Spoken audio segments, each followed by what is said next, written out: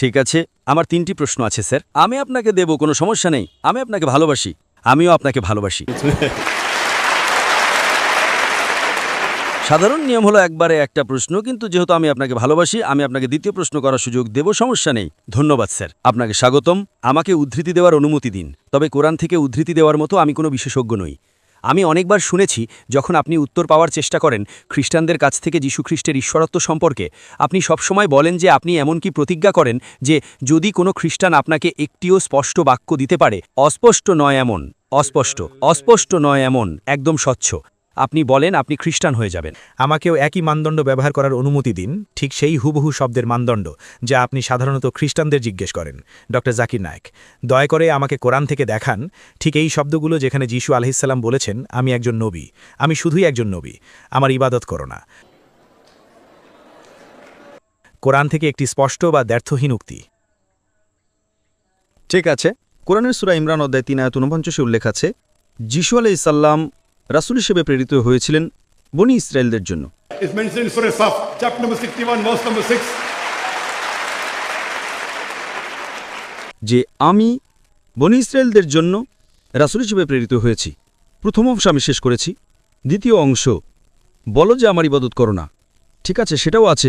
It is mentioned in Surah Ma'idah, chapter number 5, verse number 73. لَقَدْ كَفَرَ الَّذِينَ قَالُوا إِنَّ اللَّهُ هُوَ الْمَسِيحُ ابْنُ مَرْيَمَ. তারা কুফরি করছে, তারা ধর্মদ্রোহিতা করছে, যারা বলে মরিয়ম পুত্র যিশুই আলাইহিস সালাম আল্লাহ। وقال المسيح কিন্তু খ্রিস্ট আলাইহিস সালাম বলেছেন اعبدوا الله worship الله ربي وربكم. আল্লাহর ইবাদত করো, যিনি আমার প্রভু এবং তোমাদের প্রভু। إنه من يشرك بالله যে কেউ আল্লাহর সাথে শরীক করে فقد حرم عليه الجنة আল্লাহ তার জন্য জান্নাত হারাম করে দেবেন ومأواه النار وما للظالمين من أنصار. এবং আগুন হবে তার থাকার জায়গা এবং পরকালে তার কোনো সাহায্যকারী থাকবে না। আমি আপনার চ্যালেঞ্জ পূরণ করেছি, কিন্তু ভাই আপনাকে বলি, যদি কেউ বলে আমি একজন নবী, তবে এটা বলার দরকার নেই যে আমার ইবাদত করো না। আমি যদি বলি আমি একজন মানুষ, আমাকে বলতে হবে না যে আমার পূজা করো না। মানুষের গুণ তো খোদা হওয়া নাই, নবী মানেই তিনি খোদা নন। তাই এটা বলা বোকামি যে দেখো আমি একজন নবী, আমার ইবাদত করো না। আমি আপনার আবদার পূরণ করেছি। Because I love you. কিন্তু আপনার চ্যালেঞ্জটা অযৌক্তিক। আপনি যদি বলেন আমাকে যে কোনো জায়গায় দেখান যে তিনি বলছেন তিনি একজন নবী, ব্যাস শেষ। বুঝতে পারছেন তো? তখন আমাকে আর বলতে হবে না যে আমার ইবাদত করো না। কিন্তু আমি আপনাকে দুটোই দেখিয়েছি। Because I love you. I love you. শেষ প্রশ্ন স্যার, যদি আমাকে অনুমতি দেন, কোরআনের এই ভিত্তির উপর নির্ভর করে আমাকে এই প্রশ্নটি করার অনুমতি দিন। কোরআন পড়ে আমি বলেছিলাম এবং আমি ক্ষমা চাইছি আমি কোনো বিশেষজ্ঞ নই, আমি বিশেষজ্ঞ হওয়ার দাবি করি না। এখানে 4টি প্রশ্ন আছে। 4টে? না, আমি বলছি ওই প্রশ্নের ভেতরেই। যিশু আলাইসাল্লাম কোথাও আমি বলতে পারি তিনি খোদা হওয়ার দাবি করেছেন, তিনি সেই দাবি, এমন কিছু উপাধি আছে যা শুধুমাত্র খোদা ব্যবহার করেন, সেগুলো একচেটিয়াভাবে খোদা ব্যবহার করেন। দুঃখিত ভাই, আমি আপনাকে পরিষ্কার শুনতে পাচ্ছি না। আপনি কি প্রশ্নটা আবার বলবেন? যিশু কোরআনে খোদা হওয়ার দাবি করেছেন? না, আমি বলেছি আমি আমার মামলা যুক্তি সাজাচ্ছি, তারপর প্রশ্ন করব স্যার। দুঃখিত, আমি মামলাটা সাজাচ্ছি, মামলা সাজাচ্ছেন? তারপর একটি প্রশ্ন করব। ঠিক আছে, তাহলে আপনার মামলাটা কি মামলা সাজাচ্ছেন? আপনি একজন প্রফেসর স্যার, আপনি জানেন আমাকে মামলা সাজাতে হবে। I'm not professor, I'm a student. No, you aren't. Allow me, please.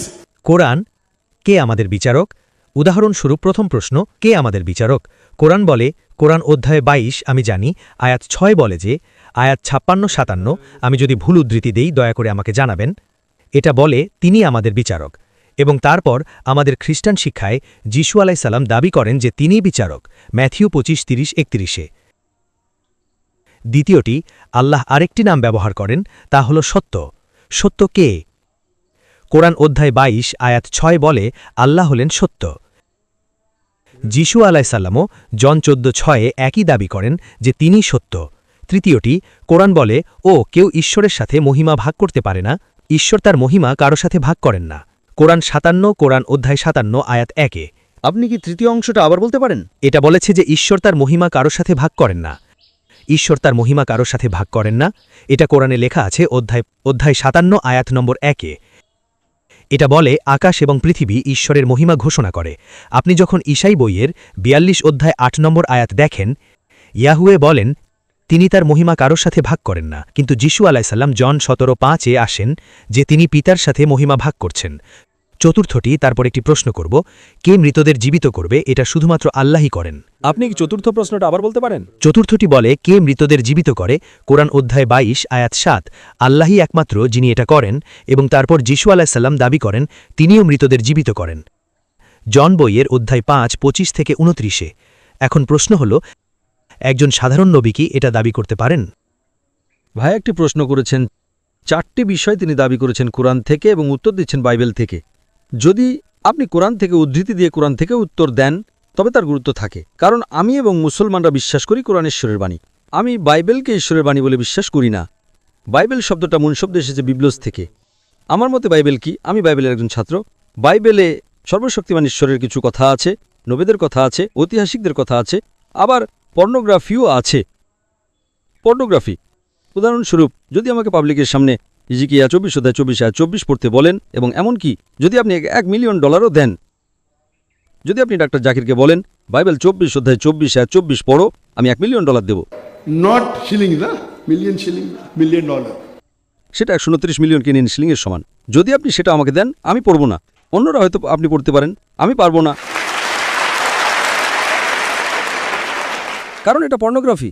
আমি যদি বিশাল সমাবেশে পর্নোগ্রাফি পড়ি, আমি পাপী হব। আমি $1 মিলিয়ন নিয়ে পাপী হতে চাইব না। তাই বাইবেল একটা মিশ্রণ। না স্যার। যদিও কোরআন থেকে উদ্ধৃতি দিচ্ছেন যা ঈশ্বরের বাণী, এবং উত্তর দিচ্ছেন আমার একটা বই থেকে যাতে পর্নোগ্রাফির মিশ্রণ আছে। যাই হোক, আমি উত্তর দেব। যেহেতু আমি একজন ছাত্র, আমি উত্তর দেব। আপনার প্রথম প্রশ্ন, কোরআন বলছে আল্লাহ বিচারক। হ্যাঁ, তো যে কেউ বিচারক হলেই কি খোদা হয়ে যায়? কেনিয়াতে কতজন বিচারক আছেন? কেনিয়াতে কতজন বিচারক আছেন? অন্তত 100-200, ঠিক? তারা সবাই কি খোদা হয়ে যান? হ্যাঁ, কিছু তো আছে। আল্লাহ কি বলছেন?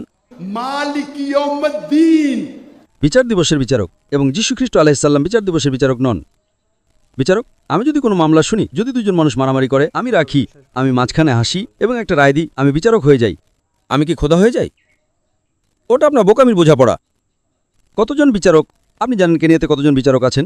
অন্তত 500 বিচারক, ঠিক না? অনেক আছে। অনেক মানে তারা সবাই খোদা হয়ে যায়? হ্যাঁ ভাই, হাসছেন, ভালো। এটা ভালো লক্ষণ। তার মানে আপনি আপনার ভুল বুঝতে পেরেছেন। প্রথম উত্তর দেওয়া হলো। দ্বিতীয় প্রশ্নে আপনি বললেন যে আল্লাহ হলেন সত্য। ঠিক আছে, 2 + 2 = 4। ভাই, আমি বলছি জাকির কি সত্যবাদী নাকি না? 2 + 2 = 4। আমি কি সত্যবাদী নাকি আমি মিথ্যে কথা বলছি? এটা সত্য। আমি কি খোদা? আপনি ঠিক। আমি কি খোদা হয়ে যাই? না। যাই হোক, আমি উত্তর দেব। আপনি যা উদ্ধৃতি দিচ্ছেন তা হলো গসপেল অফ জন অধ্যায় 14 আয়াত 6। আমি পথ, সত্য আর জীবন, আমার মাধ্যমে ছাড়া কেউ পিতার কাছে আসতে পারে না। আপনি কি প্রসঙ্গটা জানেন? আমাকে জানান। আপনি বললেন আপনি বাইবেলের একজন স্কলার, ঠিক? আমি বলি আমি একজন ছাত্র। না, বাইবেলের। হ্যাঁ। আপনি শিক্ষক না। ও, ওটার মধ্যে পার্থক্য আছে। শিক্ষক, একজন স্কলার, এবং হ্যাঁ। আপনি শিক্ষক না। হ্যাঁ। আপনি বাইবেলের শিক্ষক। না, আমি বলেছি আমি পেশায় একজন শিক্ষক, কিন্তু আমি বাইবেল শিক্ষার একজন ছাত্র। ঠিক আছে, কিন্তু আপনি বাইবেলের শিক্ষক হিসেবে জানেন। হ্যাঁ, আমি জানি স্যার। ও, আপনি বাইবেল শেখান এবং আপনি একজন ছাত্র। আপনি শিক্ষক এবং ছাত্র উভয়ই। ঠিক আছে। হ্যাঁ, আমি তাই। আপনি কি প্রসঙ্গটা জানেন? আপনি গসপেল অফ জন অধ্যায় 14 আয়াত 6 উদ্ধৃতি দিলেন। আমি আমার মস্তিষ্ক থেকে বলছি। আপনি কি প্রসঙ্গটা জানেন? আপনি কি 1 নম্বর আয়াত জানেন? হ্যাঁ, আমি জানি। ঠিক আছে, ওটা কি বলে? ওটা বলে যে আমি চাচ্ছি, আমি তোমাদের জন্য একটি জায়গা প্রস্তুত করতে চাচ্ছি। না, 1 নম্বর ওটা বলে না। 1 নম্বর কি বলে? আপনি বাইবেল খুলতে পারেন, আমি বলবো। আপনি বাইবেল খুলুন, আমি আমার মাথা থেকে বলবো। খুলুন। আপনি আমাকে উদ্ধৃতি দিতে সাহায্য করতে পারেন।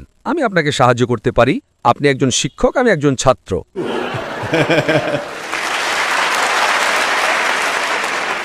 না, মাঝে মধ্যে ছাত্র শিক্ষককে সাহায্য করে। প্রসঙ্গ জানতে হলে আপনাকে 1 নম্বর আয়াতে যেতে হবে। গসপেল অফ জন অধ্যায় 14 আয়াত 1 বলে, যীশুখ্রিস্ট আলাইহিস সালাম বলেন, যদি তোমরা বিচলিত হইও না। যদি তোমরা ঈশ্বরে বিশ্বাস করো, তবে আমাতেও বিশ্বাস করো। ওটা আয়াত 1। এটা চলতে থাকে। আমার পিতার বাড়িতে, সেখানে আমার পিতার প্রাসাদে অনেক কক্ষ আছে। যদি তা না হতো আমি তোমাদের বলতাম না। পরের আয়াত, আমি সেখানে যাই তোমাদের জন্য একটি স্থান প্রস্তুত করতে, কারণ আমি যেখানে যাই তোমরা জানো। Then Thomas comes. তারপর থমাস আসে, আয়াত 4। তোমরা জানো আমি কোথায় যাই। থমাস, আপনি থমাসকে চেনেন? হ্যাঁ, আমি তাকে চিনি। থমাস আয়াত 5 বলে, আমি জানি না তুমি কোথায় যাও, আমাকে পথ দেখাও। তখন যীশুখ্রিস্ট আলাইহিস সালাম বলেন, আয়াত 6 গসপেল অফ জন অধ্যায় 14, আমি পথ, সত্য এবং জীবন, কেউ আমার মাধ্যম ছাড়া পিতার কাছে আসতে পারে না। আমি এটার সাথে একমত। প্রতিটি নবী তার সময়ে তিনি ছিলেন পথ, সত্য এবং জীবন। ওই নবীর মাধ্যম ছাড়া কেউ ঈশ্বরের কাছে আসতে পারত না। মুসা আলাইহিস সালামের সময়ে মুসা আলাইহিস সালাম ছিলেন পথ, সত্য এবং জীবন। মুসা আলাইহিস সালামের মাধ্যম ছাড়া কেউ ঈশ্বরের কাছে আসতে পারত না। যিশু আলাইহিস সালামের সময়ে আমরা 100% একমত, তিনি ছিলেন পথ, সত্য এবং জীবন। কেউ সর্বশক্তিমান ঈশ্বরের কাছে আসতে পারত না যীশুখ্রিস্ট আলাইহিস সালামের শিক্ষার পথ ছাড়া। আজ নবী মুহাম্মদ সাল্লাল্লাহু আলাইহি সাল্লামের সময়ে নবী মুহাম্মদ সাল্লাল্লাহু আলাইহি সাল্লাম হলেন পথ, সত্য এবং জীবন।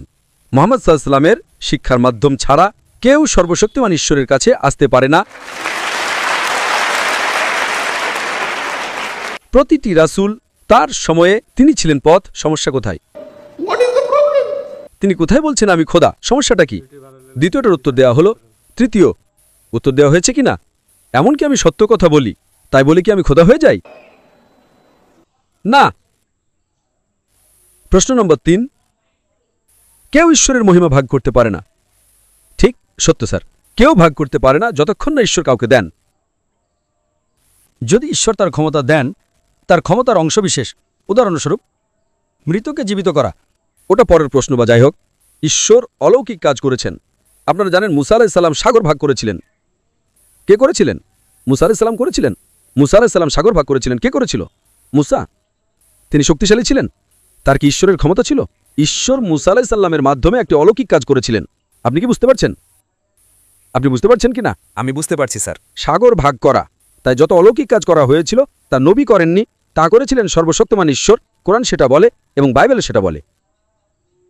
তাই যত অলৌকিক কাজ করা হয়েছিল তা ঈশ্বরের দ্বারা রাসূলের মাধ্যমে করা হয়েছিল। ওটা আপনার 4টে প্রশ্নের উত্তর দেয়। এবং পঞ্চম প্রশ্ন, মৃতকে জীবিত করার। এবং যদি আপনি বলেন মৃতকে জীবিত করা তাকে খোদা বানায়, যীশুখ্রিস্ট আলাইহিস সালাম কি করেছিলেন? একটি মৃত মানুষকে জীবিত করেছিলেন। ঠিক, কোরআন সেটা বলে, বাইবেলও সেটা বলে। মুসা আলাইহিস সালাম কি করেছিলেন? তিনি একটি লাঠি ছুঁড়েছিলেন। তিনি উদ্ভিদ জগৎকে প্রাণী জগতে রূপান্তর করলেন। লাঠিটি একটি সাপ হয়ে গেল। কোনটা বড় অলৌকিক কাজ? উদ্ভিদ জগৎ থেকে একটি লাঠি প্রাণী জগতে জীবন দিলেন এবং জগৎ পরিবর্তন করলেন। বড় অলৌকিক কাজ। এটা কি তাকে খোদা বানায়? না। অলৌকিক কাজ কোনো পরীক্ষা নয়। যীশু খ্রিস্ট আলাইহিস সালাম বলেন অনেক ভণ্ড খ্রিস্ট এবং ভণ্ড নবী আসবে। গসপেল অফ ম্যাথিউ অধ্যায় 24:24, অনেক ভণ্ড খ্রিস্ট এবং ভণ্ড নবী আসবে, এবং যদি সম্ভবত তাহলে তারা খুব নির্বাচিতদেরও ধোঁকা দিত। তাই অলৌকিক কাজ কোনো পরীক্ষা নয়। তার মানে আপনি আপনার বাইবেল পড়ছেন না। অলৌকিক কাজ কোনো পরীক্ষা নয়। যত অলৌকিক কাজ করা হয়েছিল তা সর্বশক্তিমান ঈশ্বরের দ্বারা রাসূলগণের মাধ্যমে করা হয়েছিল। Hope that answers all your 4 questions. কৃতজ্ঞ। তো 6টি প্রশ্নের উত্তর দেওয়া হলো, প্রথম 2টি এবং পরের 4টি। হ্যাঁ, শেষটা। আমরা অন্য মানুষদের সুযোগ দেব। আমি আপনাকে ভালোবাসি তার মানে এই নয় যে অন্যরা বলবে যে ডক্টর জাকির অবিচার করছেন। একজন মানুষকে 6টি প্রশ্ন করার সুযোগ দিচ্ছেন। আমি আপনাকে ভালোবাসি, এটা আলাদা, কিন্তু তখন অন্যরা আমাকে দোষারোপ করা শুরু করবে।